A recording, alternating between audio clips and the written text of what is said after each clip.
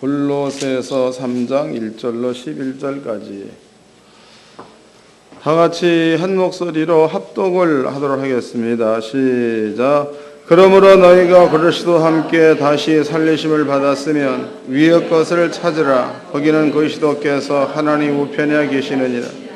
위의 것을 생각하고 땅의 것을 생각지 말라. 이는 너희가 죽었고 너의 생명이 그리스도와 함께 하나님 안에 감추었음이니라. 우리 생명이신 그리스도께서 나타나실 그때에 너희도 그와 함께 영광 중에 나타나리라. 그러므로 땅에 있는 지체를 죽이라. 곧 음란과 부정과 사욕과 악한 정욕과 탐심이니 탐심은 우상 숭배니라. 이것들을 인하여 하나님의 진노가 임하느니라. 너희도 전에 그 가운데 살 때에는 그 가운데서 행하였으나 이제는 너희가 이 모든 것을 벗어버리라. 곧 분과 악의와 회방과 너희 입에 부끄러운 말이니라. 너희가 서로 거짓말을 말라. 옛사람과 그 행위를 벗어버리고 새 사람을 입었으니 이는 자기를 창조하신 자의 형상을 쫓아 지식에까지 새롭게 하심을 받는 자니라. 거기는 헬라인과 유대인이나 할례당과 몰례당이나 야인이나 구스라인이나 종이나 그리스도인 오직 그리스도는 만유시요 만유 안에 계시니라. 아멘. 오늘 여러분께 그 설명해드릴 말씀의 제목은요, 부활이란이라. 부활이 뭔가 이런 부분들을 설명해드리도록 하겠습니다. 여기서 이제 우리가 그 7절부터를 제가 다시 읽어드리겠습니다. 6절서부터 이것들을 인하여 하나님의 진노가 임하느니라. 너희도 전에 그 가운데 살 때에는 그 가운데서 행하였느니라. 이제는 너희가 이 모든 것을 벗어버리라. 곧 분과 악의와 회방과 너희 입에 부끄러운 말이라. 이런 것들은 벗어버리려는 거죠. 9절 너희가 서로 거짓말을 말라. 옛사람과 그 행위를 벗어버리고 새 사람을 입었으니 이는 자기를 창조하신 자의 형상을 쫓아 지식에까지 새롭게 하심을 받는 자니라.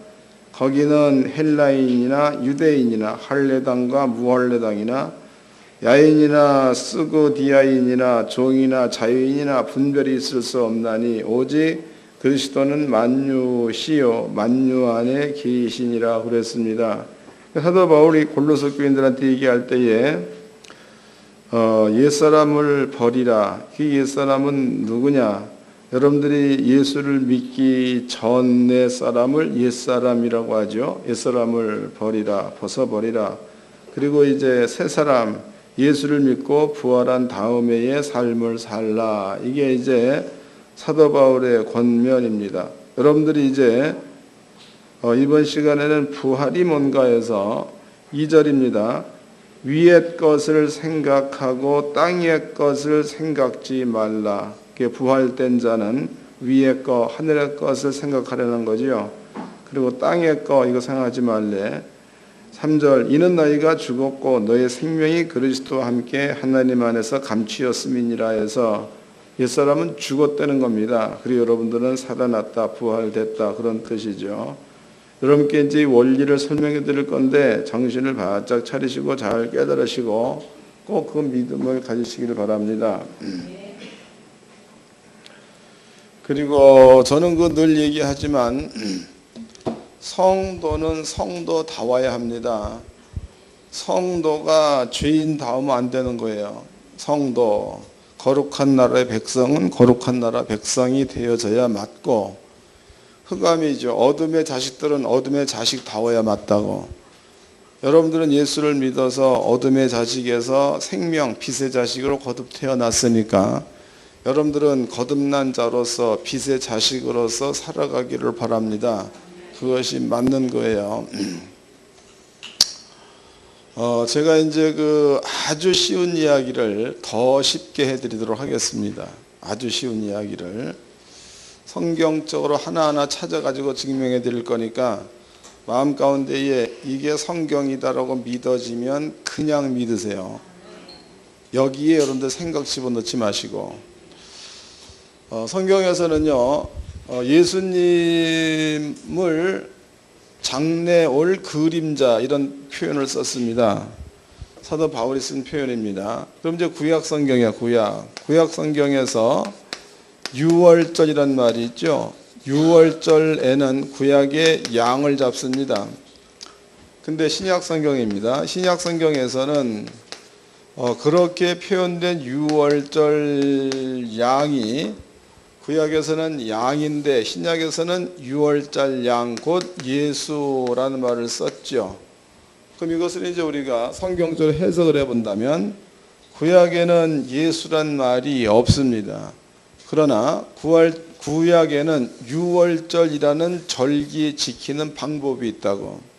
그럼 이제 유월절을 지키게 되면 뜻이, 유월절의 뜻이 모든 저주 혹은 죽음입니다. 이런 것들이 저주가 넘어간다. 그래서 유월절이에요.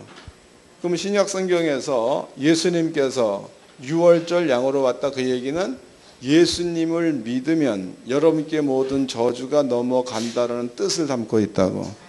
그럼 믿는다라는 것을 못 믿는가 하면 예수를 믿으면 저주가 넘어간다를 믿는 게 믿음이다고.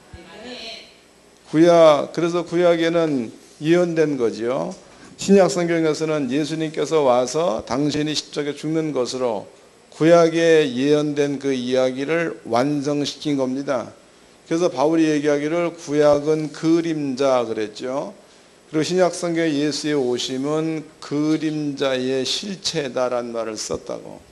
여러분께 설명해 드린 그 내용도 요거와 똑같은 방법으로 한 가지를 설명해 드리도록 하겠습니다. 구약 성경에서는 예수님께서는 그때 당시로는 오시지 않았기 때문에 구약 성경에서는 제사법이 있습니다. 제사법 가운데서 대표적인 제사가 속죄제입니다. 말 그대로 죄를 용서받는 제사지요. 속죄제. 그런데 구약 성경에 속죄제를 드릴 때에 염소를 2마리를 준비를 해. 염소를 2마리. 염소입니다. 염소. 그래서 한 마리의 염소는 아사셀에게로 보내버리죠. 아사셀. 또 한 마리의 염소는 여호와를 위해서라고 기록되어 있습니다. 찾아보겠습니다. 레위기서 16장입니다. 레위기서 16장 6절서부터 읽어드리겠습니다. 6절. 레위기 16장 6절 읽어드리겠습니다. 아론은 자기를 위한 속죄제의 수송아지를 드리되 자기와 권속을 위하여 속죄하고 7절 또 그 2 염소를 취하여 회막문 여호와 앞에 두고 2 염소를 위하여 제비 뽑되 한 제비는 여호와를 위하고 한 제비는 아사셀을 위하여 할지며 아론은 여호와를 위하여 제비 뽑은 염소를 속죄제로 드리고 그 다음에 10절 아사셀을 위하여 제비 뽑은 염소는 산대로 여호와 앞에 두었다가 그것으로 속죄하고 아사셀을 위하여 광야로 보낼지니라 그랬죠. 2마리, 한 마리는 여호와께 드려지는 염소는 속죄제로 쓰래. 속죄제. 그 다음에 또 아사셀에게로 보내지는 염소는 여호와께 속죄제로 쓰고 나서 그 염소는 아사셀에게로 보내라 이런 말을 썼다고. 보내라. 그러면 이 말이 뭔 얘기냐? 그 밑에 또 보도록 하겠습니다. 21절입니다. 21절. 이거는 성령 받은 사람이라면 이해가 아주 쉬운 거다고. 이것도 이해 못하면 안 되는 거예요. 이 쉬운 것도. 21절입니다. 아론은 2 손으로 산 염소의 머리 안수하여 이스라엘 자손의 모든 불의와 그 범한 죄를 고하고 그 죄를 염소의 머리에 두어 미리 정한 사람에게 맡겨 광야로 보낼지니 염소가 그들의 모든 불의를 지고 무인지경에 이르거든 그는 그 염소를 광야에 놓을지니라. 한 마리 염소는 아론한테 안수를 받죠. 민족의 죄와 불법을 염소가 짊어진다고. 그리고 그 염소를 아사셀에게로 보내버렸다. 넘겨보겠습니다. 25절입니다. 25절 속죄제 희생의 기름을 단에 불사를 것이요. 26절 염소를 아사셀에게 보낸 자는 옷을 빨고 물로 몸을 씻은 후에 지인에 들어올 것이며, 한 마리 염소가 민족의 죄와 불법을 짊어지고 아사셀에게로 보냈다라고 표현되어 있습니다. 그러면 여기에서 이 염소가 이스라엘 민족의 죄와 그랬지요. 죄와 불법 그랬다고. 이 불법을 염소가 짊어지고 그 염소를 아사셀에게로 보냈다라고 나와 있습니다. 그럼 여기서 그 아사셀이라는 그 뜻이 뭐냐? 아사셀의 뜻이 광야의 귀신이라는 뜻을 가지고 있죠. 광야의 귀신 혹은 광야의 마귀라는 뜻을 갖고 있습니다. 그러면 이스라엘 민족의 죄와 불법을 염소가 짊어지고 아사셀 광야의 마귀에게로 갔다, 이런 뜻이 되겠죠. 그 다음에 또 한 마리 염소야. 또 한 마리 염소는 여호와를 위해서 속죄제로 드려졌다라고 나와 있습니다. 이걸 기억해 놓으세요. 그 다음에 이제 다시 읽어보겠습니다. 16장 21절이에요. 아론은 두 손으로 산 염소의 머리에 안수하여 이스라엘 자손의 모든 불의와 그 범한 모든 죄를 고하고 그 죄를 염소의 머리에 두어 미리 정한 사람에게 맡겨 광야로 보낼지니 염소가 그들의 모든 불의를 지고 무인지경에 이르거든 그는 그 염소를 광야에 놓을지니라. 그 다음에 이제 넘어가가지고 그 26절입니다. 염소를 아사셀에게 보낸 자는 그랬으니까 그 염소가 광야에 아사셀에게로 갔다, 그런 뜻이죠. 여러분께 이제 구약 성경을 설명해 드렸습니다. 그 다음에 이제 여기를 보세요. 그 다음에 이해를 잘해야 돼. 이 부분이 엄청 중요한 거니까. 사람은 살면서 죄를 집니다. 죄. 근데 그 죄에는 죄를 짓게 한 근본이 있다는 거죠. 죄를 짓게 만드는 근본. 그 죄를 짓게 만드는 근본을 예수님 얘기할 때에 너희는 너희 아비 마귀에게서 났으니 마귀는 처음부터 거짓말장이요 살인자라는 말을 썼습니다. 그럼 죄의 근본은 마귀, 사망의 영이 사람으로 죄를 짓게 한다는 거예요. 이해됐어요?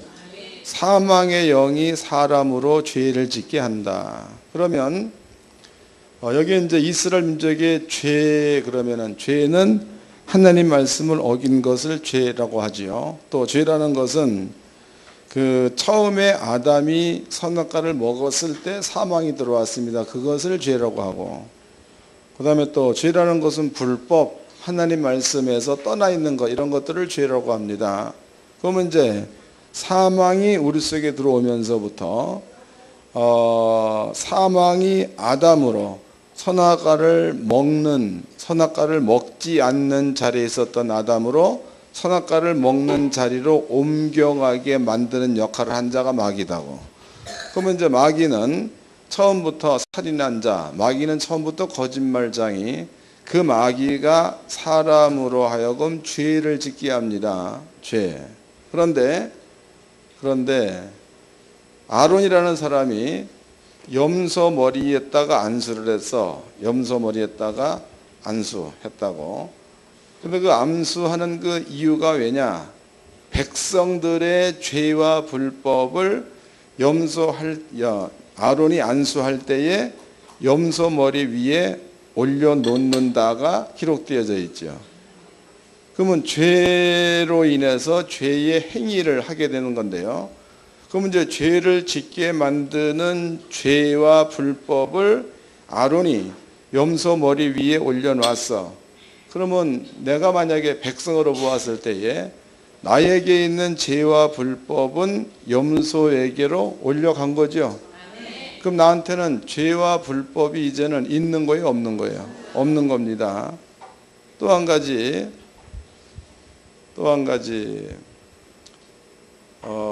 여러분들은 그 술을 먹어봤죠? 여기는 전부 다 거룩한 성도가 돼가지고 한 명도 안 먹는 것 같아.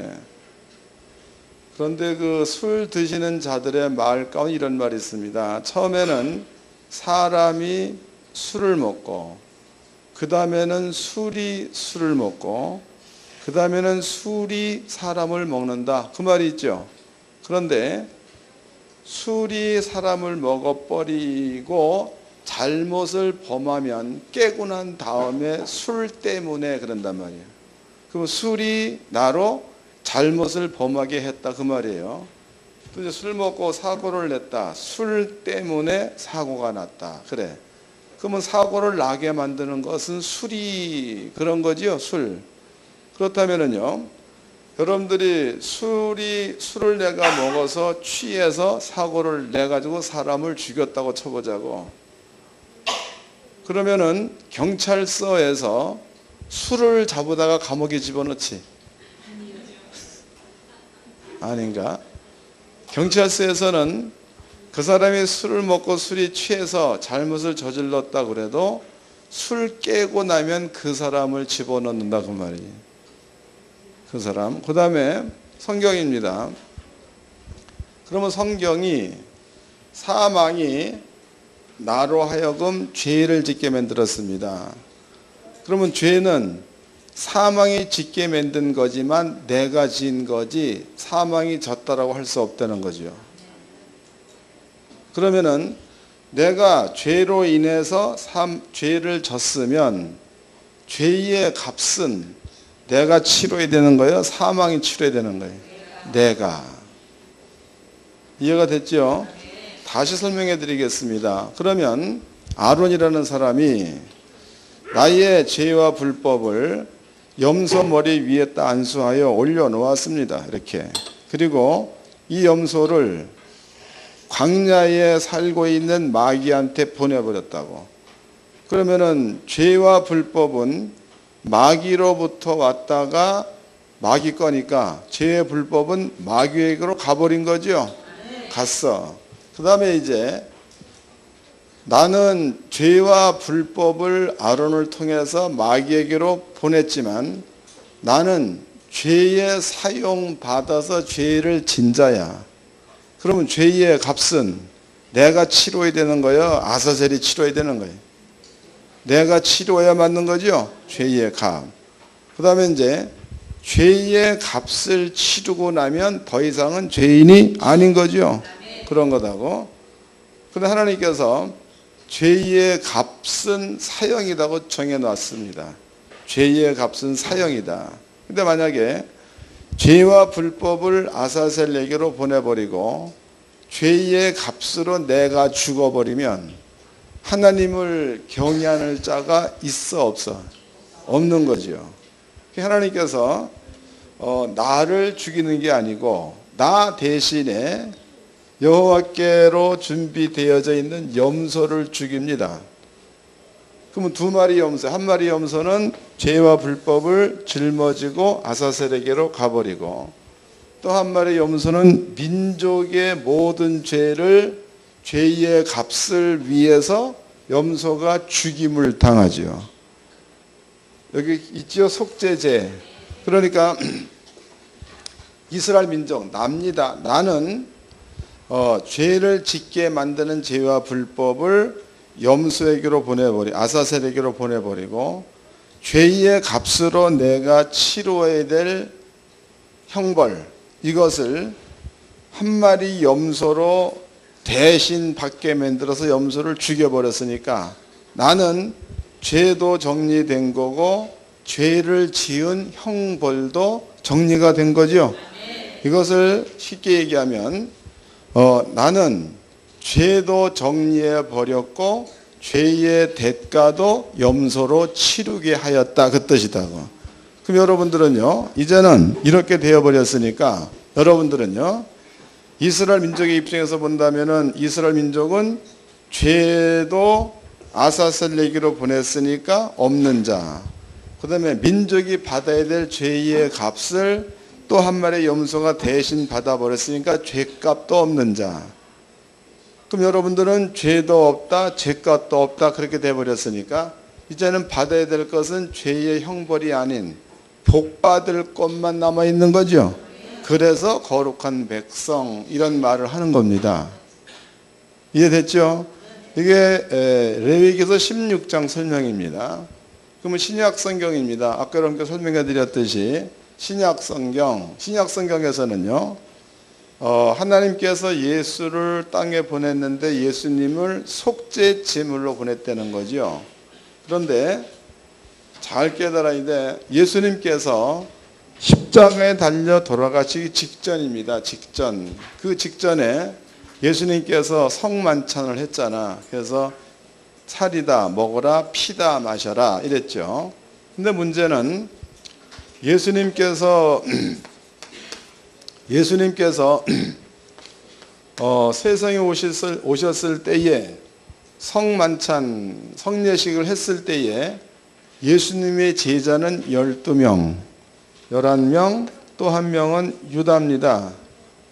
그런데 한 명 유다에게 예수님께서 떡을 띄워줬을 때에 신기하게도 유다 속에 사단이 들어갔다란 말이 있다고.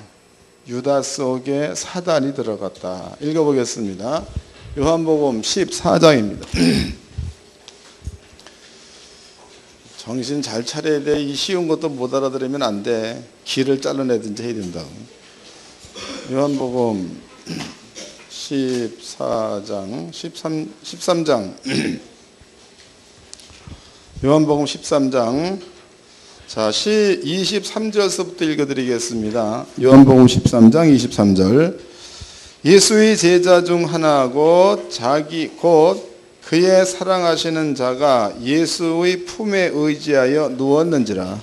시몬 베드로가 머리짓을 하여 말하되 말씀하신 자가 누구인지 말하라 한데 그가 예수의 가슴에 그대로 의지하여 말하되 주여 누구오니까. 예수께서 대답하시되 내가 한 조각을 찍어다가 주는 자가 그니라 하시고 곧 한 조각을 찍으셔다가 가롯 시몬의 아들 유다를 주시니 조각을 받은 후 곧 사단이 그 속에 들어간지라 해서 그 문제 예수님께서 성례전을 할 때에 예수가 떡을 떼면서 이것은 내 살 그랬습니다. 살.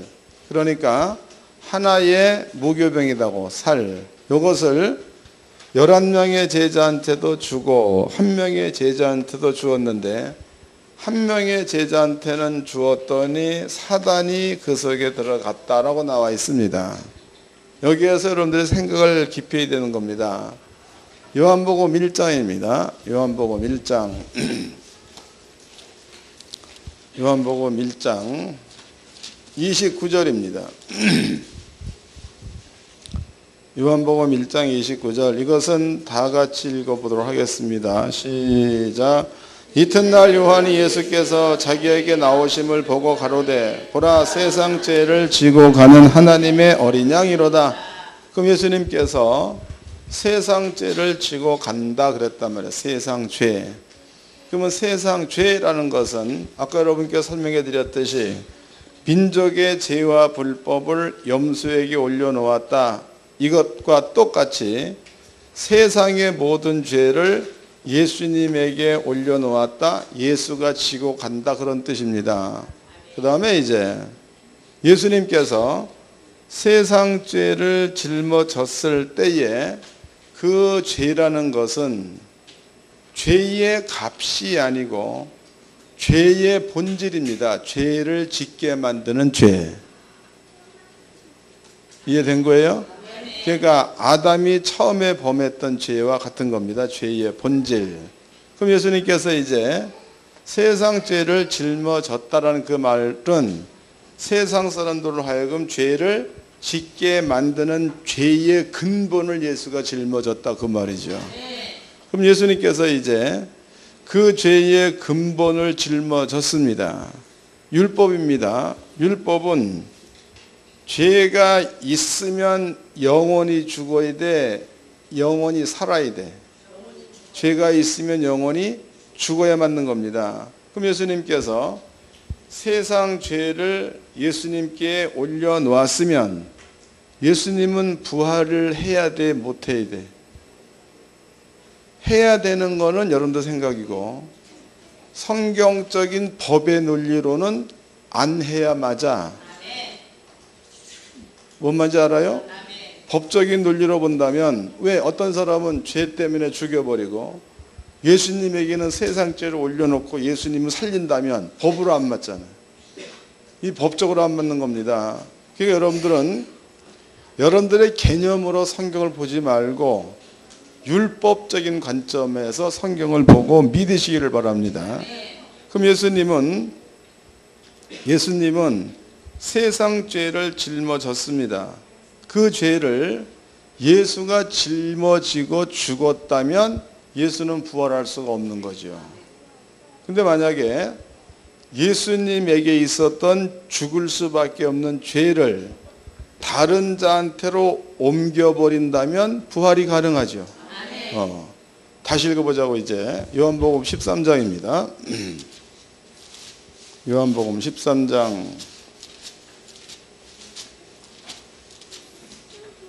잘 깨달아야 돼. 중요한 거니까. 13장 26절서부터 읽겠습니다. 요한복음 13장 26절. 예수께서 대답하시되 내가 한 조각을 찍어다가 주는 자가 그니라 하시고 곧 한 조각을 찍으셔다가 가롯 시몬의 아들 유다를 주시니 조각을 받은 후 곧 사단이 그 속에 들어간지라 그랬으니까 예수가 건네주는 조각을 유다가 받은 거죠. 유다가 받자마자 유다 속으로 사단이 들어갔다라고 나와 있다고. 그러면 이제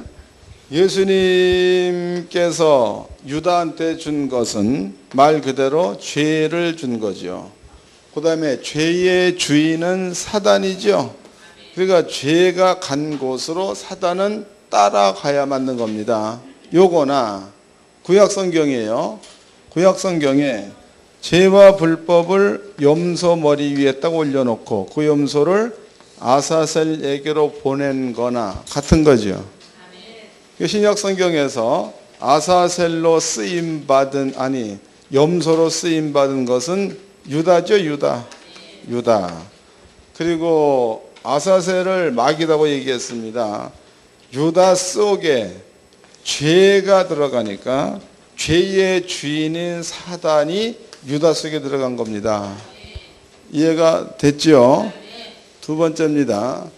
그러면 예수님은 죄를 짓게 만드는 본질을 유다한테 주어서 유다를 통해서 죄의 본질을 사단한테 주었으면 영원한 사망은 예수에게 있는 거야, 사단에게 있는 거예요?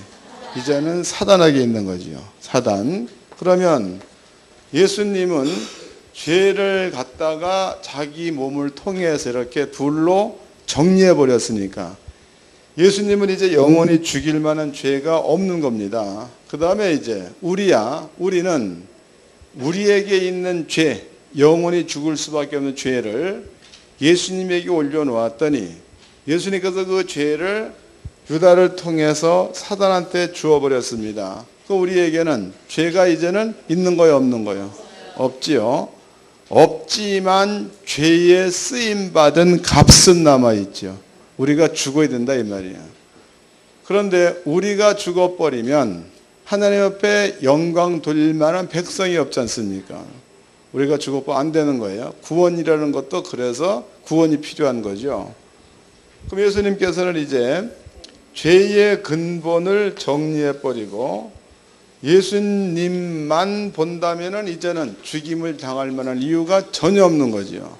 그런데 그 예수님께서 십자가에 죽었다는 거죠. 그 왜 죽었느냐? 그 십자가의 죽음은 우리가 받아야 될 죄의 값을 예수가 짊어지고 죽은 게 되는 거니까 두 번째 염소에서 16장에서 염소를 여호와께 속죄제로 드렸다가 예수의 십자가의 죽음이 되는 겁니다.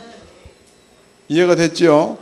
그 다음에 이제 그 예수님은 근본된 죄를 그러한 루트를 통해서 보내버리고 예수님은 죄의 값으로 목숨이 끊어져 수고와 땀을 끊었다 이 말이에요.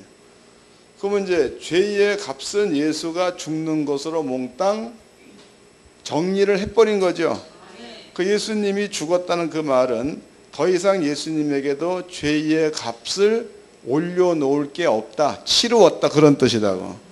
그런데 이제 완벽한 사망, 완벽한 죽음은 죄의 본질로 인해서 지옥까지 가는 게 죽음입니다.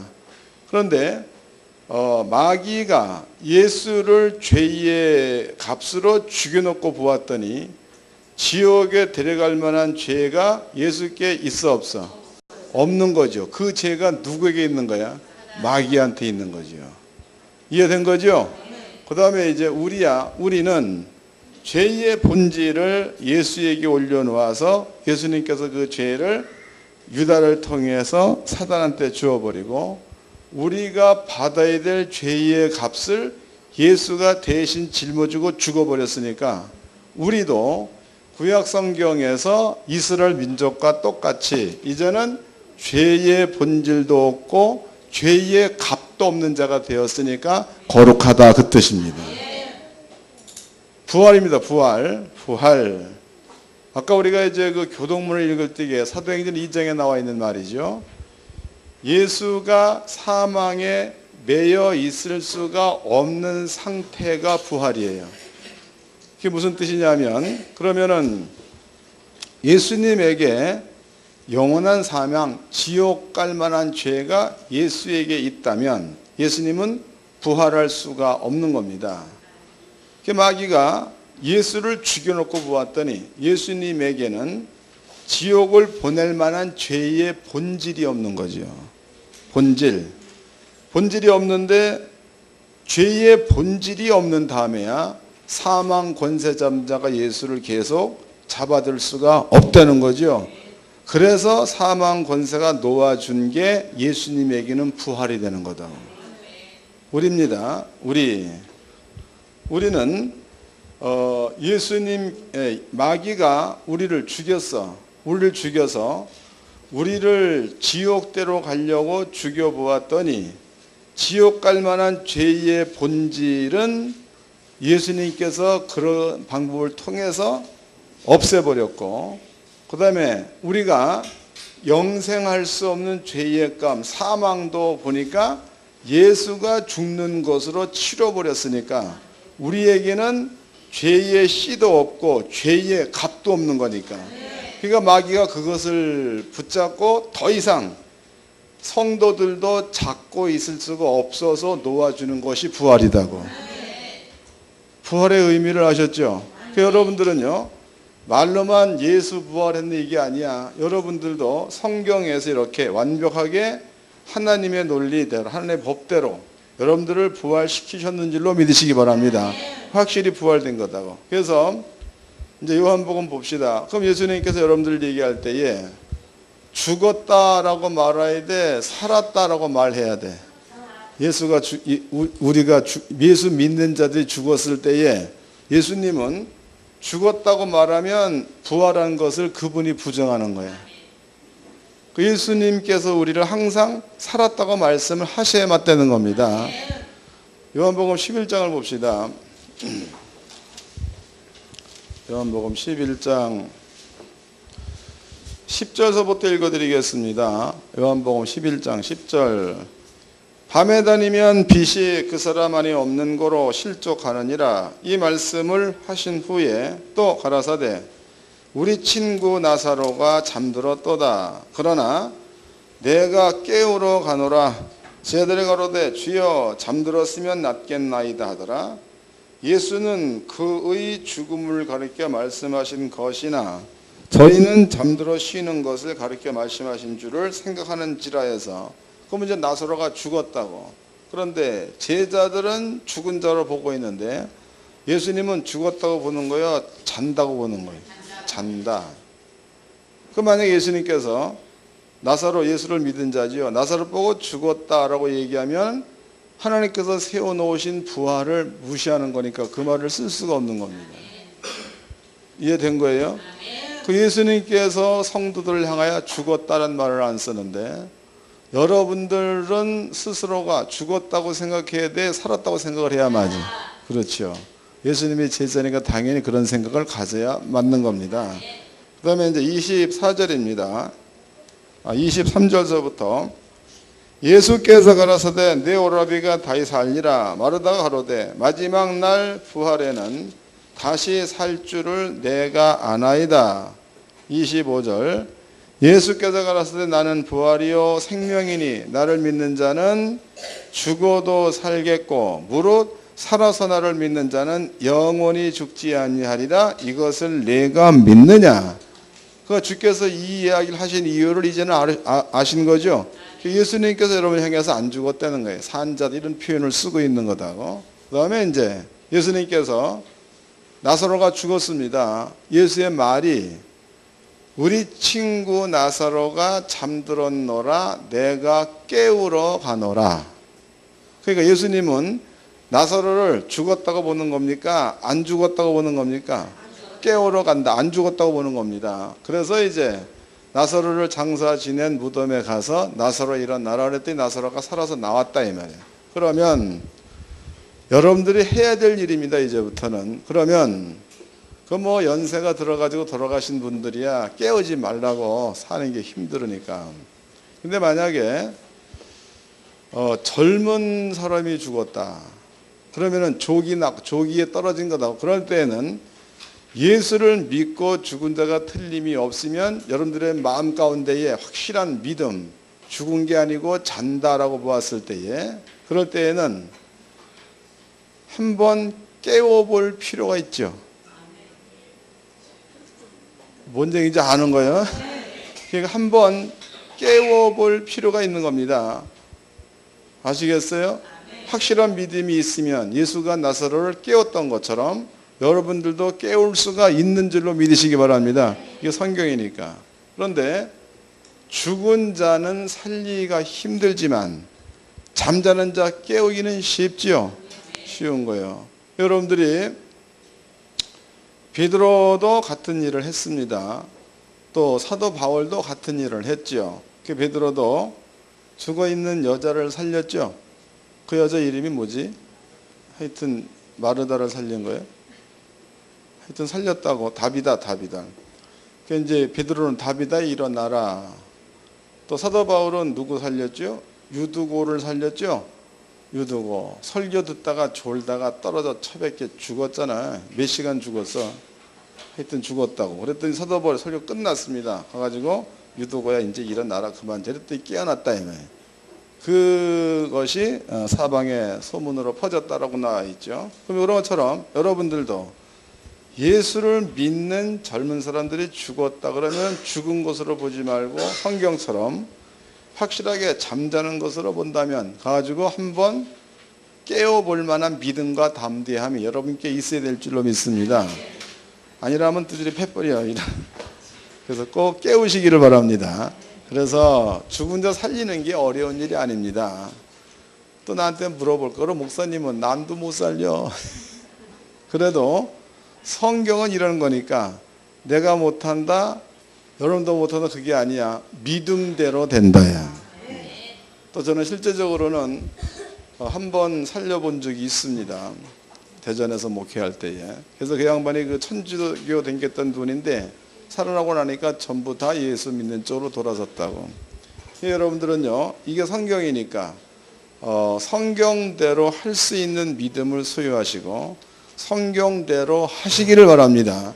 그러면 죽었더라도 살아날 수가 있다는 거지요. 그래도 성경에서는요 하나님의 나라는 좋은 곳이다고. 좋은 곳. 그래서 나이가 들어서 죽을 때가 돼서 죽었더라면 가는 게 좋습니다. 그러나 젊어서 주의 일을 한창 할 만한 이러한 사람이 죽었으면 한번 여러분들은 믿음을 가지고 깨워서 주의 일을 시키는 것도 괜찮다는 거죠. 꼭 그런 믿음을 가지시길 바랍니다. 여러분께 이제 부활이 뭐냐를 설명해 줘서 부활이 뭐냐. 그 다음에 이제 본문의 말씀에 보니까 위의 것 그랬다. 위의 것.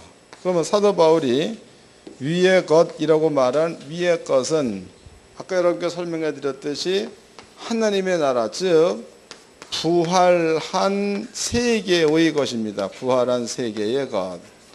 부활한 세계의 것. 그 다음에 위의 것을 생각하지 말고 그 다음에 땅의 것 그랬죠. 땅의 것이라는 것, 여러분들이 예수를 믿기 전까지 가졌던 모든 것들, 예수를 믿기 전까지 행했던 모든 것들, 이런 것들을 땅의 것이라고 합니다. 위의 것을 생각하고 땅의 것을 버려라. 왜 그런 거? 요 땅의 것 때문에 예수가 죽은 거지. 예수를 죽게 만들어 놓은 요 땅의 것을 여러분들이 부활했다, 위의 것 가운데 머물러 있다고 하면서도 땅의 것에 머물러 있으면 스스로가 부활했다는 사실을 부정하는 행위가 되는 거다고. 설명됐어요? 본문으로 가봅시다. 본문 골로새서 3장입니다. 골로새서 3장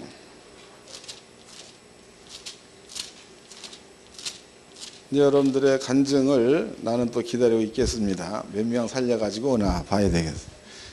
골로새서 3장 1절서부터 읽겠습니다.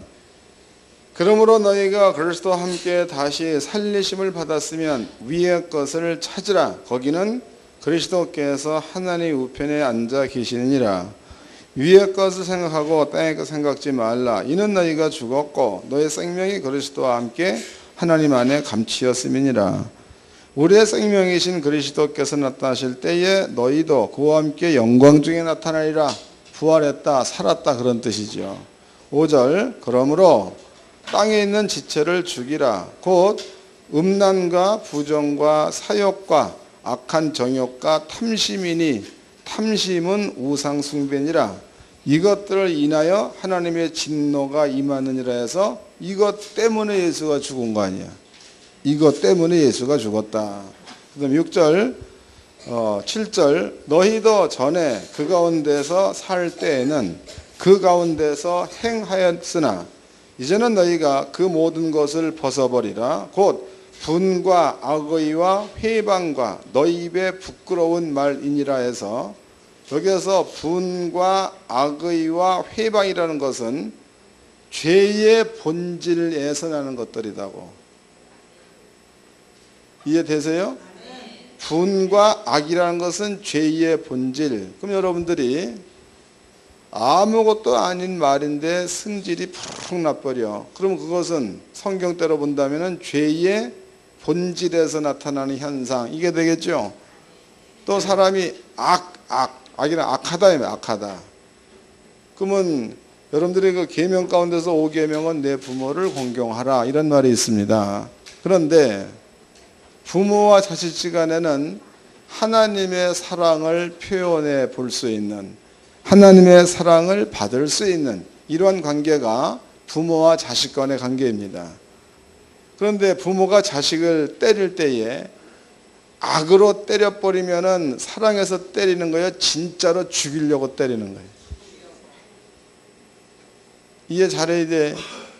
그러나 때릴 때의 마음 가운데에 분이 안 나.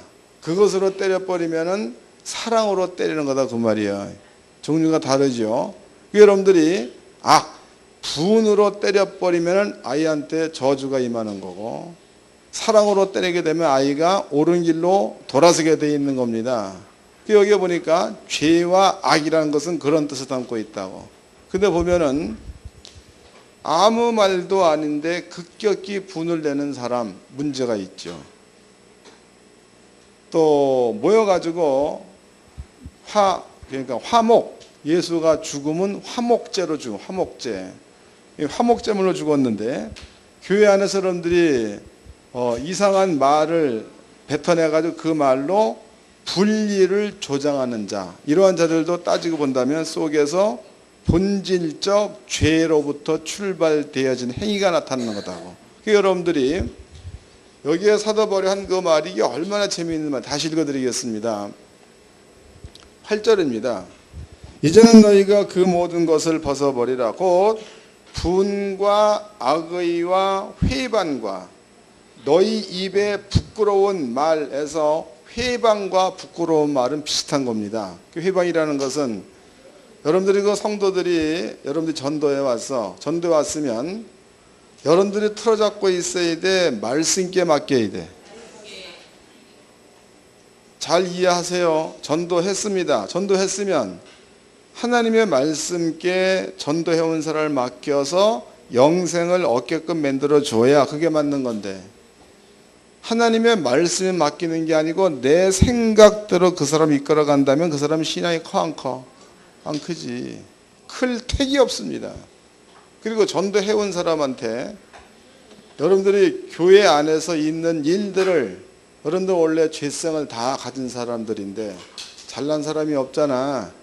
그런데 전도해서 교회를 처음 나온 사람한테 누구 집사는 어땠고 누구 권세는 어땠고 누구는 어떻고 이런 얘기 해버리면 그 사람이 예수 믿을 마음이 생기겠어 안 생기겠어? 어디로 가겠어? 왔던 곳으로 돌려보내는 꼬라지지요. 이게 부끄러운 말이야. 회방이고. 전도도 하려면 제대로 하세요. 제대로 해서 어차피 전도했으면 그 사람한테 하나님 말씀에 맡겨서 그 말씀을 믿게끔 만들어줘야 그게 전도를 잘한 거지. 시컨 들여놓고 찾아보자고 뭐라고 나와 있는가. 마태복음 23장입니다.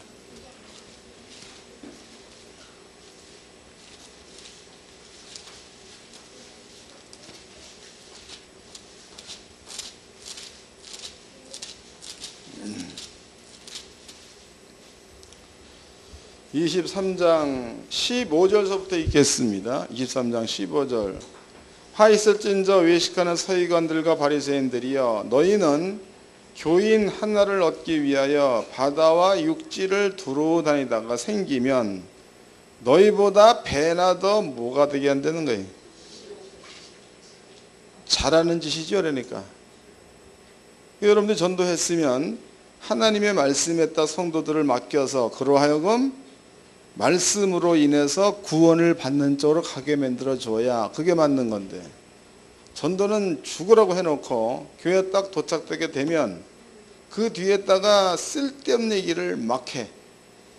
그러면 그 사람은 세월이 지나서 하나님의 말씀을 제대로 깨닫게 되면 변하지 말라도 변한다 이 말이에요. 또 알게 되는 거겠죠.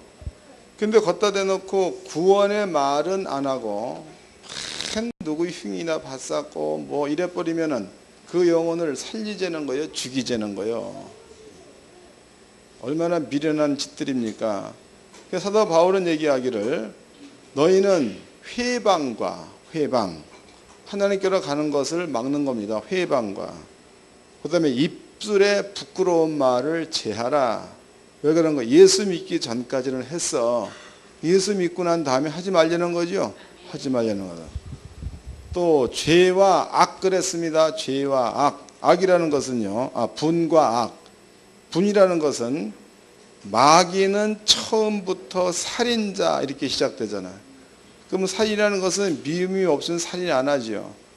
여러분들이 그 애들도 때릴 때 미움 가지고 패버린다 그러면 사람 죽이는 그게 살리는 게 아니고, 그 다음에 이제 마귀는 처음부터 거짓말장이, 그 다음에 갖다 찍어다 붙이는 말이 너를 위해서 그런단 말이에요. 이게 개를 위한 거에 지 분을 푸는 거예요. 따져봐, 한번 생각해봐. 머리가 있으면 그게 아이 새끼를 위한 겁니까? 지 승지를 풀어버린 거예요. 얼마나 비리한 겁니까? 여러분들은요, 그리스도인들이 됐으면 첫째로 승질이 자주 난다. 아무 일도 아닌데 그럼 본질상 뭐가 해결이 안 됐다는 거예요? 죄. 그 다음에 화가 나는데 악이 막 받친다. 다 때려 부수고 싶다. 폭발시키고 싶다. 칼로 찔러. 이런 것들은 전부 다 뭐가 하는 짓거리들이에요. 볼 것도 없이 귀신 장난이죠. 그렇게 되어지면 여러분들은 거기에서 조종받는 자가 되는 거니까 부활한 자가 아니라는 거다. 그래서 한옥교 성도님들은 말로만 뭐 부활 그러지 말고, 여러분들도 예수님이 부활한 것과 똑같은 방법으로 부활된 자니까 여러분들이 부활했고 부활된 자로서 살아야 될 줄로 믿습니다. 그래서 우리 하나님의 성도님들은요, 어디를 가든지 사랑이 많은 자가 되어야 돼요. 사랑에는 용서가 있고 사랑에는 배려가 있는 겁니다. 사랑에 오래 참이 있는 거지요. 그래서 하나님의 성도님들은요, 거듭난 자, 그 다음에 부활한 자, 이러한 자가 되어져서 사랑을 할 줄 아는 자. 그럼 사랑할 줄 아는 자가 되어지면 세상에는 사랑이 없어요. 왜냐하면 마귀의 본질은 살이니까 사랑이 있을 수가 없습니다. 세상은 사랑이 없다고. 때문에 여러분들이 사랑을 잘 깨달아 사랑하는 자리에 머물러 있으면 사랑이 없는 자들이 여러분께 모여들게 되어 있습니다. 그럼 여러분들 지경이 저절로 넓어지게 되어 있는 거예요. 좀 깨달으세요. 돈도 그래. 돈 벌려고 하지 말고 사랑만 잘하면 돈 가지고 와. 사람이 사랑 찾아. 옆 사람과 인사 좀 합시다. 성도답게 좀 삽시다. 한 번 더 합시다. 부활한 자답게 삽시다. 기도하겠습니다. 다 같이 한 목소리로 하나님 감사합니다. 오늘도 귀한 말씀을 깨달았은저 이 말씀이 우리 삶 가운데 적용되게 하여 주옵소서.